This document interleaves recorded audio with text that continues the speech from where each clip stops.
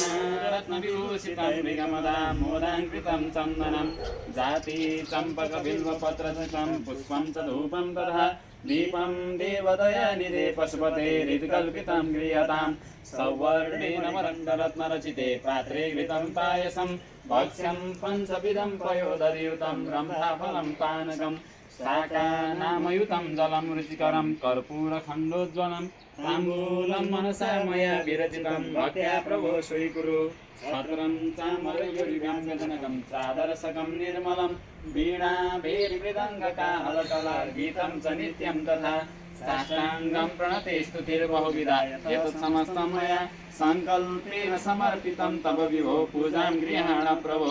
आत्मा त्वं गिरिजामती सचरा प्राण शरीरं गृहं पूजाते विषयोपभोगर्चना निद्रा समाधिस्थिते संसार पदयो प्रदक्षिणविधि स्तोत्राणि सर्वागिरो यत् यत् कर्म करोमि तद्दखिलं सम्भूतमाराधनं करचरणकृतं वा कायजं कर्मजं वा श्रवणनयनजं वा मानसं वा पराधं विहितं वा सर्वमेतत्क्षमस्व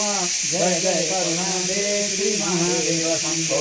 इमानि पुष्पाणि मनोहराणि सुरासुराणामविदुर्लभानि कल्पद्रुमादि द्रुमजानितानि पुष्पाञ्जलिर्मेतु सुखाय नित्यं सेवन्तिका वकुलचम्पकपाटलार्जे पुण्यागजादिकरवीररसारपुष्पैः बिल्वप्रवाल तुलसी दलमालती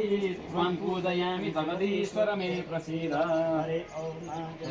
धन्यमय दन्तदेवास्तानि धर्माणि प्रथमान्यासन्